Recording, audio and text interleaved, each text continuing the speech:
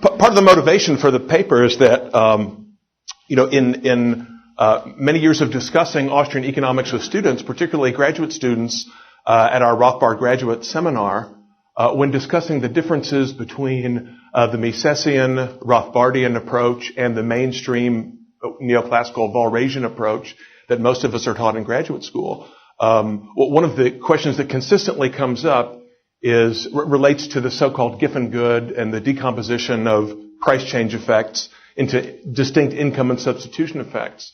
According to Mises, the laws of economics are apodictically true. The law of demand is stated not as a tentative empirical proposition subject to validation, falsification, and so on, but as something that is derived from first principles that's praxeologically true.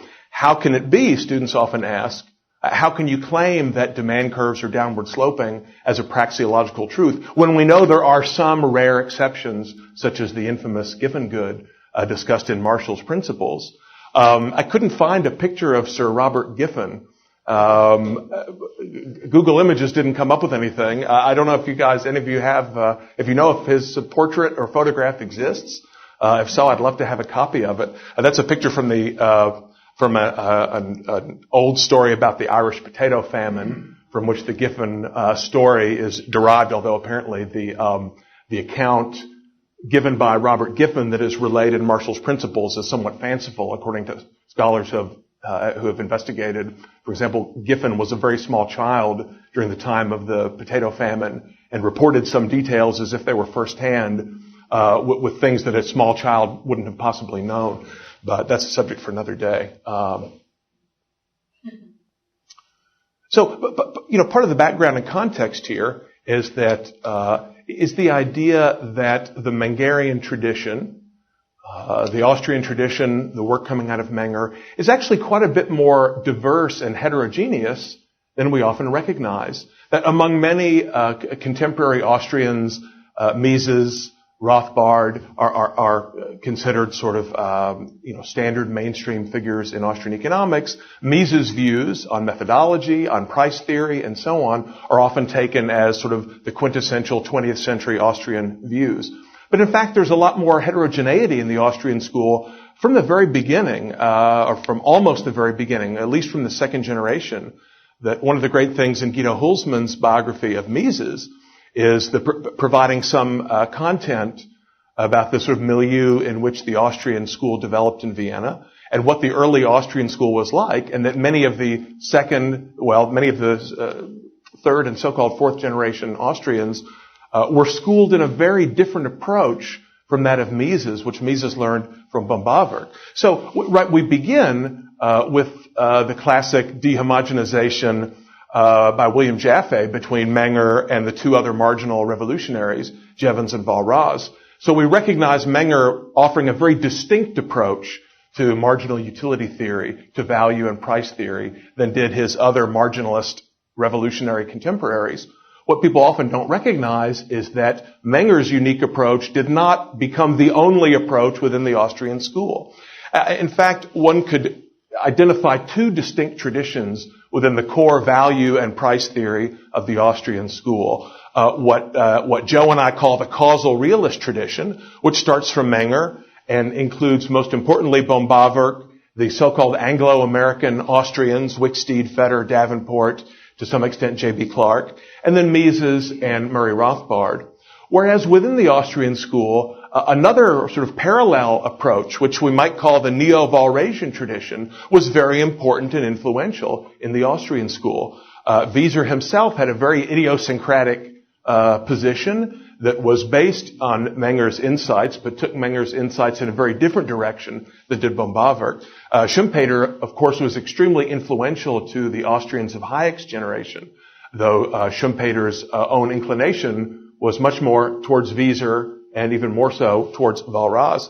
Maybe Hayek himself, to some extent, is in this neo-Walrasian tradition. Sort of an interesting statement in an unpublished fragment that Hayek drafted in the late 80s for the New Palgrave Dictionary, and which was published in the 1992 in volume 4 of Hayek's collected works, but didn't make it into the New Palgrave. He had this very unusual statement. He says, in talking about value and price theory, he says, equally important is what may well be regarded as the final formulation of the marginal utility analysis by J.R. Hicks. Of course, he's referring here to the sort of standard neoclassical indifference curve presentation of value theory. He says, J.R. Hicks in the concept of the marginal rate of substitution, based on the indifference curve technique introduced by Irving Fisher and F.Y. Edgeworth. This conception of varying rates of substitution or equivalence, wholly independent of any conception of measurable utility, may well be regarded as the ultimate statement of more than half a century's discussion in the tradition of the Austrian school. And that's a very odd statement if you assume that the indifference curve analysis is somehow distinct or different from Menger's view of value and utility theory. What do we mean by causal realist analysis? What are its basic features or aspects? Well, it proceeds along the following steps. A core idea is this notion of sort of general interdependence among markets, among variables, if you like. Mark Blaug called it concept of total equilibrium. Think of it as like a kind of general equilibrium concept in a very extreme sense. So we start with some initial data, consumer valuations, people's ordinal preference rankings over different goods, and stocks of various goods. In a pure exchange economy, we would start with stocks of goods to be exchanged. In an economy with production, we would start with goods of factors of production that can be used by entrepreneurs in the production process. And so the result is an initial, if you like, equilibrium of an equilibrium structure of prices and quantities. Then we employ what Robbins called the method of variations, or what Mises called state of rest analysis, and what is more or less what most of us know as so-called comparative statics, right? Where we want to understand what is the effect of changing one of these initial data. What effect does that have on on outcomes? So we hold everything else constant. We vary this one particular datum, and we trace its effects through in the market. So again, holding other things equal, we look at the variation in one variable, keeping everything else constant. How does this work for value theory? Well, let's walk through Menger's approach to the law of demand, because it really is quite different from the approach that you get in the contemporary textbooks. So again, Menger starts with a preference ordering. The consumer has a ranking of different possible courses of action, different goods or bundles of goods that can be consumed. But there's also the key concept of supply. And Menger's notion of supply is that in the mind of the individual, there is a stock, a certain number of units of a good that are perceived to be homogeneous. Okay, so there's a concept of a stock of a good. There must be multiple units of a good which can be employed to alternative ends. So gallons of water, or sacks of wheat, or roast beef sandwiches. Okay, so this is still subjective, but in the mind of the consumer, those individual units are identical, equally serviceable. So they make up their components of the total supply of that good. And the law of demand, as most of us know it in Mengerian fashion, right, is that additional units of this homogeneous good, additional units of this stock or supply are, allocated to successively lower and lower valued uses. The concept of diminishing marginal utility. Now, note here that when Menger, in the Mengerian approach, when we talk about diminishing marginal utility, what we really mean is diminishing utility for marginal units of the good. Okay, so there is no quantity of marginal utility, right? We're saying that marginal units, additional units of the good, are allocated to uses that are less valuable to the consumer than the uses to which the previous units were allocated. So it's a completely ordinal notion. There are no quantities of utility. But, it's important to remember that the adjective marginal applies to the units, not to the utilities. In fact, the term marginal utility is a little bit misleading in this context, because many people think of it in sort of calculus terms, right? That means the change in total utility. But in Menger's concept, there is no total utility. There is only marginal utility. So you could even say the utility of the marginal unit, or the total utility of the marginal unit, if you like. So with each additional unit, the utility, the total utility of that unit is smaller than the utility of the previous unit by virtue of the fact that it was allocated to a use that was lower on the consumer's valuation scale. Now also notice that the concept of marginal utility in Menger's framework only applies when you have multiple units of a homogeneous good. Okay, so if I only have, one potato and one roast beef sandwich and 1 gallon of water and 1 sack of wheat, right, it doesn't make any sense to talk about the marginal utility of any of those units, because they're all heterogeneous.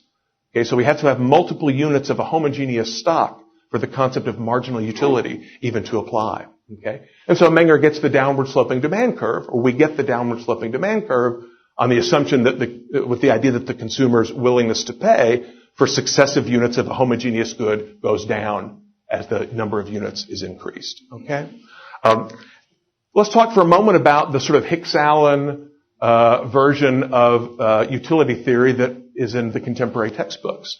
Right? So the starting point in the neoclassical Walrasian approach is not units of a homogeneous good, but bundles, heterogeneous bundles of goods.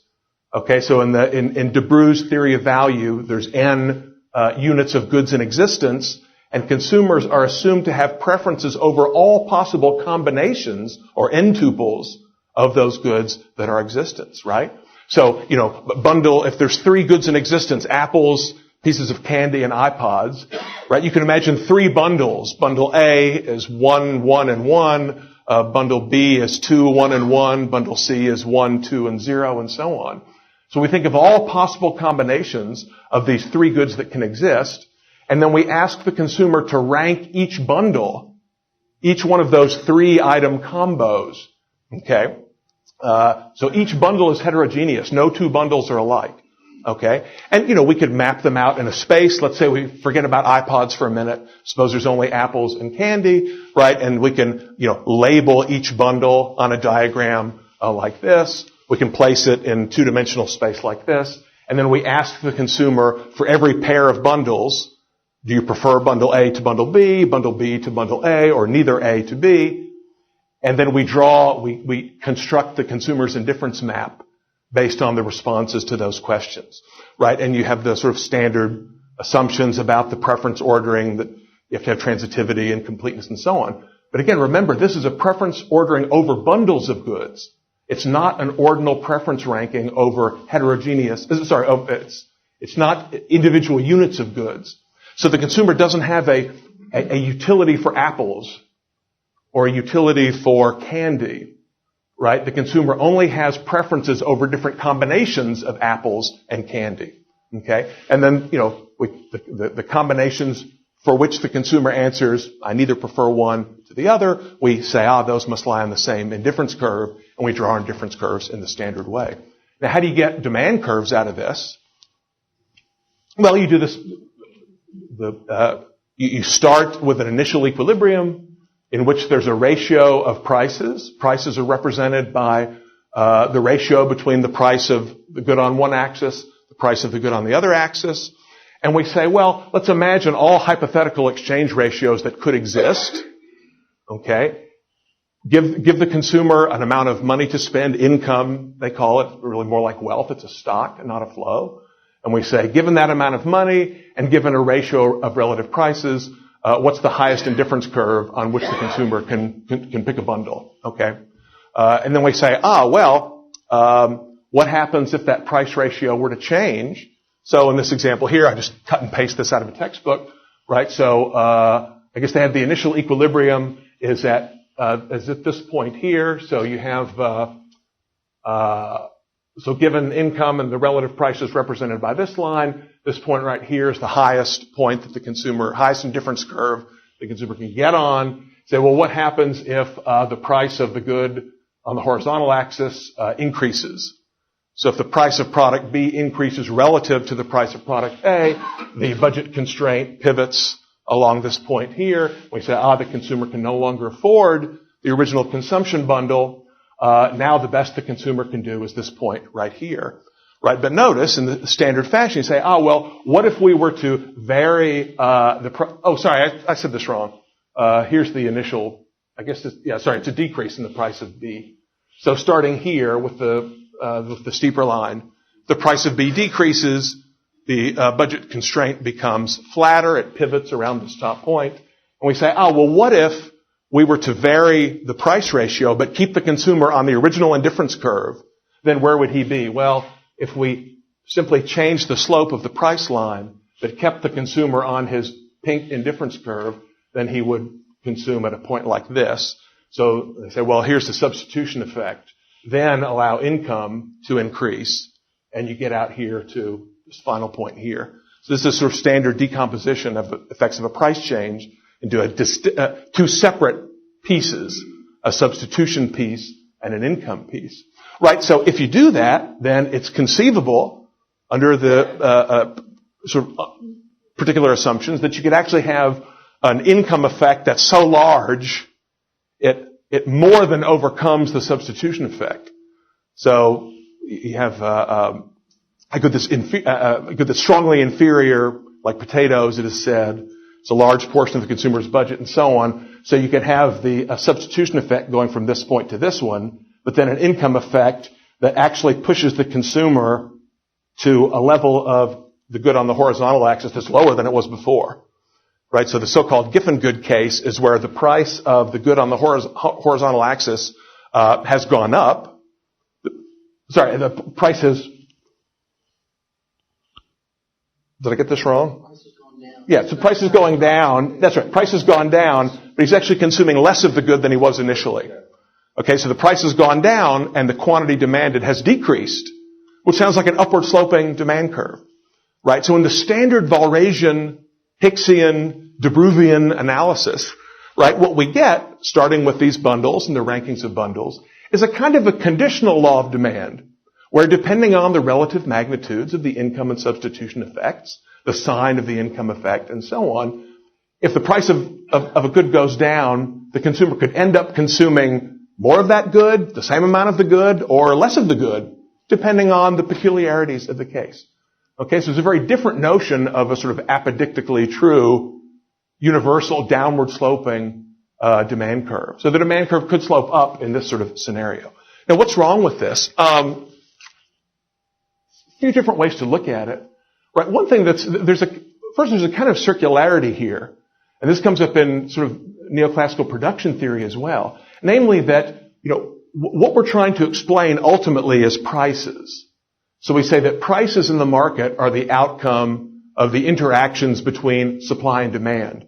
Well, where does demand come from? Well, the market demand curve comes from a horizontal summation of individual demand curves. Where do individual demand curves come from? Well, we start with the preference ordering, the indifference curves, and so on. We walk through the analysis that we've just given. But notice that the analysis on the previous slide said, assume the price ratio is this, and what happens if the price of good B goes down? Well, the consumer increases his quantity or decreases. Okay, but what made the price go down? Right? So we're starting by assuming prices that change arbitrarily outside the model, use that to derive the demand curve that is then used to explain what the prices are. Okay, so there's a circularity as opposed to a sort of causal analysis that moves from an initial cause to a subsequent effect, which is the way that Menger prefers to approach it. Okay. Just a note on indifference and a note on the potatoes and meat before I turn it over to Joe. Again, notice that the neoclassical consumer, right, is ranking heterogeneous bundles. So Menger's concept of marginal utility simply doesn't apply at all in the neoclassical Walrasian case. There's no marginal utility because there are only heterogeneous bundles. There are no homogeneous goods. Now, that's not to say, well, in other words, the concept of substitution and income effects doesn't make any sense within the Mengerian tradition. Okay? Now, there is a notion of substitution at the margin in causal realist analysis, a few different notions. They're not exactly the same as the so-called substitution effect in the Walrasian approach. Right now, when a consumer gives up a unit of good A in exchange for a unit of good B, right, that tells us that the actor prefers the marginal unit of B to the marginal unit of A that he gave up. If you want to call that a substitution effect, and say, well, the marginal utility of B is greater than the marginal utility of A, and it's sort of almost close to having marginal utilities that are equated at the margin. I mean, you could say that, but it's a little bit misleading, right? It's better to say the utility of a marginal unit of A, in the case of this exchange, exceeded the utility of the marginal unit of B, right? So it's not that one marginal utility was bigger or smaller than another, okay? Consumer there are unequal valuations of the utilities of marginal units of goods. Now, in a market setting, right, when the price clears the market, right, it's the case that each buyer values the marginal unit of this homogeneous good that he purchased more than the price that he paid, right? And each seller values the price received more than the marginal unit of the good, the last unit that he sold. So there's a kind of equalization across the market, if you like. That's a loose sense of substitution at the margin or equality at the margin that makes sense within the causal realist approach. It's very different from the indifference curve version, okay? Now, finally, people say, well, but isn't it the case that you have these weird situations like the potato famine, okay, where, consumers, they were eating potatoes, then the price of potatoes went up so much that they had to spend so much money on potatoes, they didn't have any money left over to buy meat. So they ended up buying even more potatoes than they were before. So the price of potatoes went up, but that made them so poor that they had to substitute into even more potatoes. So isn't that an upward sloping demand curve for potatoes? So, well, no, it's actually very easy to handle a case like this within the Mengerian tradition and still maintain the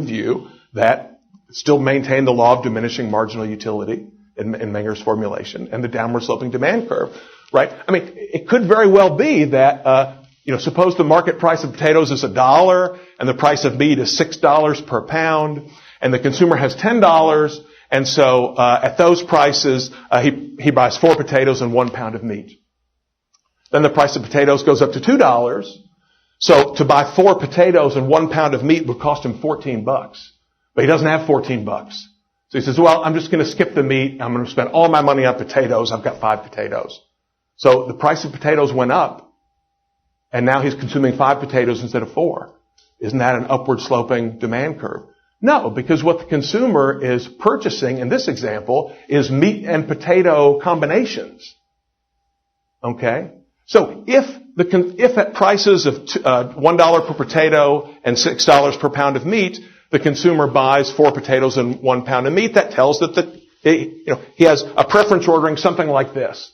His highest, what he values the most is the 4 potato and 1 pound of meat combo. Just below that is 5 potatoes. Just below that is 2 potatoes and 1 pound of meat. And below that is $10. Right? So at the prices such that this bundle costs $10, this is his highest valued end. He gives up the $10, he gets bundle A. Okay? At a price of $2 a potato, right? He can't even afford bundle A. All he can afford is bundle B or bundle C. And if forced to choose between 5 potatoes or 2 potatoes and 1 pound of meat at those prices, he prefers 5 potatoes. Okay? Notice that A, B, and C do not represent units of a stock of a good, but rather heterogeneous bundles. If you were to perform the experiment, suppose you had heterogeneous meat and potatoes combos. Suppose there's Swanson's, steak and potatoes frozen dinner, and each one is exactly the same, right? Even for Marshall's peasant, it would be the case that if he has, 5 of those, well, he would eat the first one, and he would, give the second one to his wife, and he would give the third one to his dog, and he would give the fourth one, save the fourth one for later, and the 5th one he would use as fishing bait or whatever. Okay, so he would still allocate each one of those Swanson's frozen dinners to a successively lower valued use. In other words, the law of diminishing marginal utility still holds for meat and potatoes bundles as long as we keep the characteristics of the bundles the same. Okay, up to this point, our paper was basically based on barter exchange, even though Peter did introduce money at the end as an example. Now, I wouldn't have used candy and iPods. I would have used magnums of champagne and Broadway tickets, but that's just the difference between us. But But once you do introduce money, and the causal realist always introduces money because we live in a monetary economy, and when you purchase anything, you are in effect ranking units of money against units of goods. So, in that sort of an economy, whenever you purchase, let's say you go and purchase DVDs on sale from Best Buy, what you do is you buy as many DVDs, or you buy DVDs, up to the point where the last DVD would have a lower marginal utility ranking than, let's say, the last $10, okay? So if you buy 3 DVDs, that implies that the marginal utility of those DVDs exceed the marginal utility of $10. Now the point is, once you start talking about the marginal utility of money, you have to have an idea of how much that money can purchase. Okay. Or how important is that money to you, that price, that $10? And that can only be based on some expectation that money is going to have a given purchasing power in the market. Okay? Immediately or at some point in the immediate future. So, now we see that you have a monetary economy and that the marginal utility of money is very important. So, when we advance to the monetary economy, we have to assume a third datum constant, and that is the demand for and the supply of money. That has to be assumed constant, which means that fixes the purchasing power. Okay? Now that purchasing power, as I said, can be an expected purchasing power. What will money buy at the point that I'm going into the market? Okay. Now, it's necessary to assume purchasing power fixed because without fixed purchasing power, there would be no way to construct or formulate for the actor a coherent value scale upon which they're going to act. So the concept of a Giffen good now implicitly violates the, if I can put it up here. There we go. Okay. The concept of a Giffen good, the third bullet point here, implicitly violates the ceteris paribus assumption in the method of variations, okay? Because it allows the demand for money, a basic datum, to change at the same time that the change in the supply of a particular good is being analyzed. So we're looking at the overall supply of some good, let's say potatoes. We're allowing it to increase, okay? And then we're tracing out how the marginal utility will fall on people's value scales. If you allow at the same time the purchasing power of money to change, then it may be the case that money may fall at the same time in marginal utility rankings as the good is. In which case, you may very well wind up with a situation where you're actually buying more potatoes at a higher price or fewer potatoes at a lower price. Okay. So there's an implicit violation there. Very quickly, because I'm running out of time here, any economic exchange redistributes income and wealth, which causes changes in people's value scale. So, for example, if we're analyzing an increase in the supply of money, we know, Mises has shown us that money is non-neutral, so that means when there's an increase in supply of money, it doesn't just raise prices, but at each step, it changes the distribution of wealth, because money is injected at a certain point and then is spent in a certain sequence. So the whole distribution of wealth changes, which means that some people who may demand money more have wealth redistributed in their favor, and others may be disadvantaged by that change. Now, what that could mean is that even though the supply of money has gone up, if the people who receive a lot of the new money have an increased demand for money, or a higher demand for money than the people who did not receive it, you could get the case where prices do not fall. Do we say, therefore, that the demand for money is maybe horizontal? No, of course not. We say, all other things given, we abstract from distribution effects, redistributions of wealth and income. We say that if you increase the supply of money, prices will rise. That's just a ceteris paribus effect. And in fact, that's why we have an illusion of an upward sloping supply curve under the Giffen good. Because what we're allowing to happen, or what the people who believe in a Giffen good are allowing to happen, is that as the price of potatoes goes up, they're implicitly allowing the purchasing power of money of the heavy consumers of potatoes to be reduced. Their wealth is being reduced.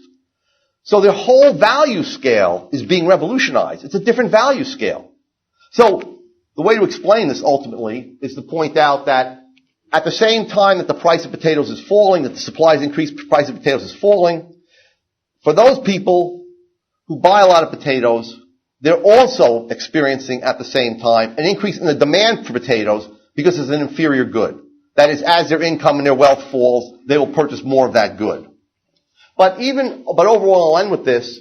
The market demand curve has to slope downward. And the reason why it has to slope downward is because with a method of variations, you go back to the initial data, you allow one datum to change, the supply, and for that supply to clear the market, when it increases, there has to be a decline in prices. Okay? So the overall market demand curve slopes downward. For segments of the population, it also slopes downward. However, there's an illusion there because we're allowing wealth and income to be redistributed, which violates the premise that all other things are held constant. And I'll stop there.